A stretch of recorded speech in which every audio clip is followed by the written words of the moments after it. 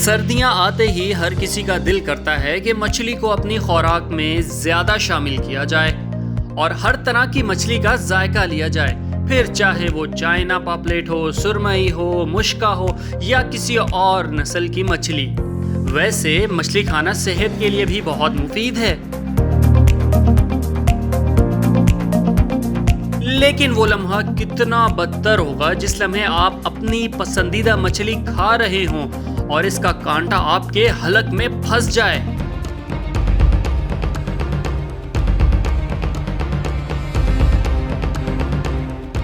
यकीनन अगर तो आप ऐसा तजर्बा कर चुके हैं तो इस दर्द का एहसास आपसे बेहतर किसे होगा।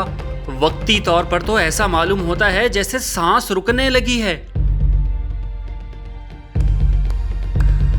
और अगर आप भी ऐसी परेशानी से बचना चाहते हैं तो दर्ज झेल में से कोई भी काम फौरन कर लें। सिरके के कुछ कतरे पानी में मिलाकर पी लें। सिरका मछली के कांटे को गलाने की सलाहियत रखता है। या फिर खुश्क डबल रोटी को गर्म पानी या दूध में डबोएं और गेंद की जैसी शक्ल बनाकर निगल लें। इससे भी कांटा जल्द निकल जाएगा। या फिर फौरन से खांसना शुरू कर दें और जोर जोर से खांसें। यकीनन कांटा अपनी जगह छोड़ देगा।